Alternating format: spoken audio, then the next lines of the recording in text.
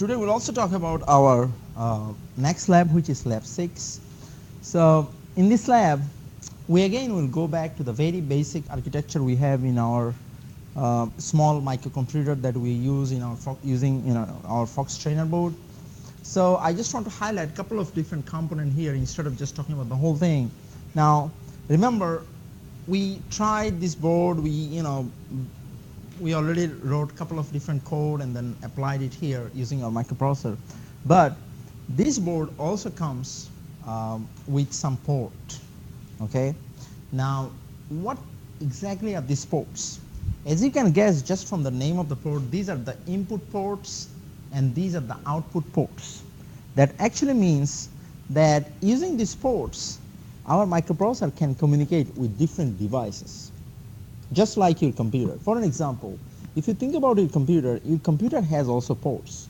Most of the, these days, most of the computer, in most of the computer, the most popular and the most highly used ports are probably the USB, because pretty much most of the devices like the keyboard, mouses are right now USBs, okay? But again, those are ports, okay? Now, but what kind of devices are those? Like the input ports, right? Input devices, right? The keyboard and mouse, because you are just giving different kind of imports. You are just saying, oh, do this, do that, and then, click here, there, and then your microprocessor executes your instruction, right? And there are several output devices as well, and our computer is also connected to those output devices. Like, think about a couple of ones, like printer, right? And the projector, and then scan, those are the ones where you send the output, right?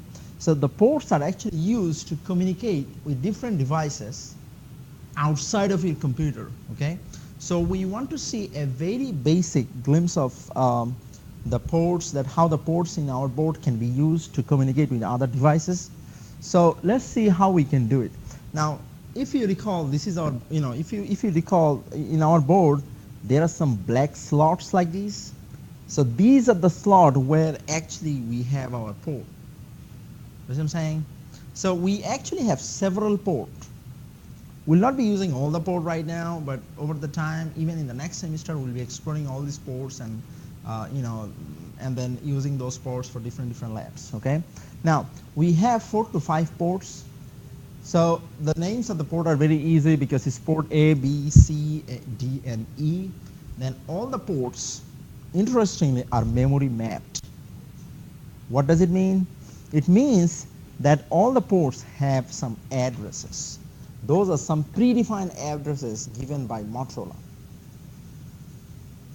This is the good news. The good news is, since the ports have address, we can still write the pretty much same lines of code that we write for our memory locations for the port. All you have to do is, instead of using a any address, you have to use the addresses given by the Motorola for different ports.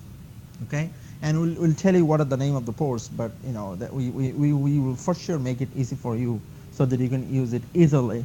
The ports are accessed using their memory address, since I said those are memory mapped. Now, let's see whether we can understand a couple of very simple things. Number one, let's assume that there is something connected with your port, okay? And that is an input device. So what do you want to do? You probably want to read from your port, right? It's very simple.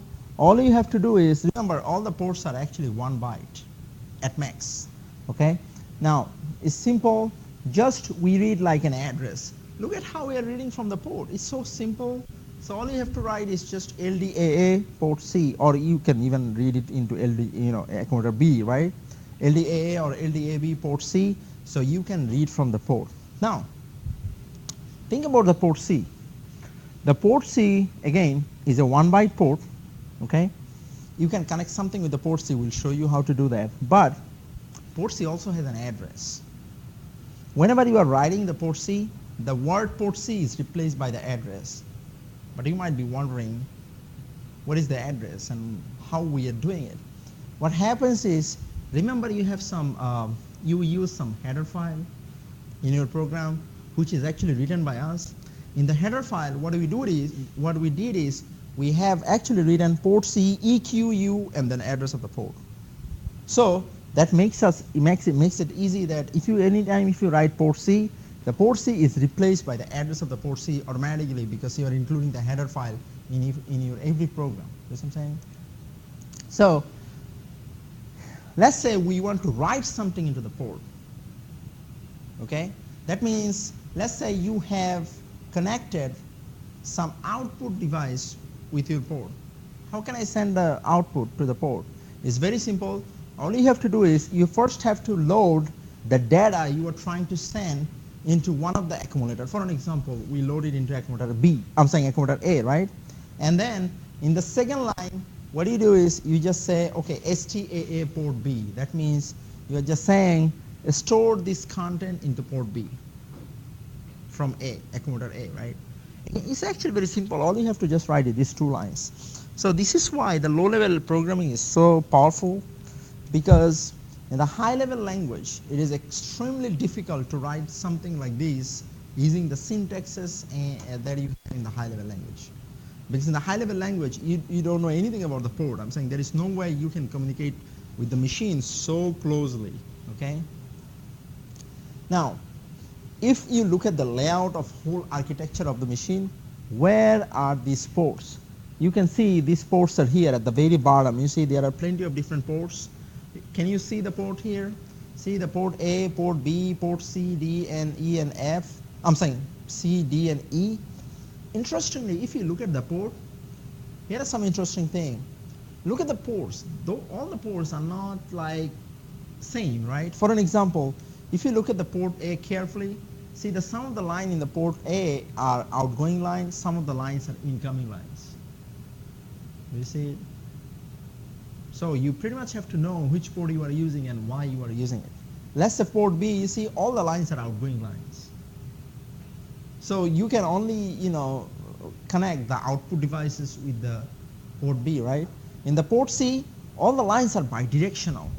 That means the port C is probably most useful one because you can even use it with the input device. You can also use it with the output device, right? And look at the port D, again, bidirectional, but we have less than 8 lines. And the port E, all the lines are input lines, right? You can only connect with the input devices. So, if you know how, the ports are laid out here, you probably will know exactly which port to use, okay? For what purpose. So, again, we know that all these port lines like port E, port B, port C, port A, all of these are actually here, okay? Now, let's see how can I do something like this. Let's say we'll start with a very small project, which is we'll connect a 7-segment display with our output port. Think about a 7-segment display. What do you have in the 7-segment display? You actually have 7 LEDs, right? Basically 7 LEDs, okay? But that's an output device. That's a very simple output device. If you connect the 7-segment display with your port, then you actually can display different things, right? For an example, you can display all the digit, right, from 0 to 9, and you can also display a couple of letters. For an example, you can display letter F, right? If you turn on a couple of segments, not all of those. Now, what exactly we need to do to turn on F? Now, again, here is the layout of our 7-segment display. If you think, let's say we are trying to only display F, these are the segments we need to highlight, right? Meaning we need to turn on. Let's say we need to turn on A, we need to turn on F, segment G, and segment E, right? It's a very simple one. Now, how can I do it? Now, remember, our 7-segment display is actually an active low segment, the 7-segment display. What does it mean by active low? Active low means if you connect those segments like segment A with ground, then it turns on. That's called active low. That means if you connect it to the ground, then it's active, okay? Now, that actually means this is what you need to do. You probably know that there is a decimal point here, right? With the 7-segment display, there is a decimal point. And let's assume that we'll not turn on the decimal point, right? We just want to turn on F, right? So everything that you want to turn on will be 0. Everything you don't want to turn on will be high, right? Will be 1. because this is active low. You see here, we are only trying to highlight what? G, F, E, and A, right? So all the segments which were zeros, we are trying to highlight those. Now, if you try to write this as a data, how do you write it? This is 8E in hex, right? Very simple. Now, what do you need to do? You actually need to write only 2 lines for this. You connect, for an example, remember, if you recall, the port B was an output port, right? So for an example, so what you do is we connect our 7-segment display with the port B, and then we send edge E to the port B by these 2 lines. Remember, you can send data, writing 2 lines to port B, right? If you write these 2 lines, and then you connect the port B with the 7-segment display, then you will see an F. This is really interesting. So I also give you how to connect the port B and 7-segment display. So you will also use a small IC called latch. Latch is a very small IC which is 74373 that actually holds the data for you. So that's a very simple one, okay? So that means whatever the data you will be sending into D0, the same data will be sent to Q0. Pretty straight. Whatever the data you will be sending to D1, same data will be sent to Q1. This is actually straight. So that's like, latch is something like which holds the data, okay? That means if you send something to D0 and then if you stop it, it actually holds the D0, whatever you send to the Q0. That's pretty simple. And then other side of the latch is actually connected to the 7-segment display directly, okay? And then there is an additional connection of port A, pin number 6. All these port pins are there in the black slot. That has to be connected with an inverter, okay? And the other side will be connected to the LE pin of 74373. There is a LE pin, which is, I think, pin number 11. We wrote the pin number here, okay? And all the pin numbers are here. So in this lab, the program is actually very simple. All you have to do is you have to build a small circuit on the breadboard you have on the Fox trainer board, okay? This is a small circuit because all you have is an inverter, is a latch, and a 7-segment display.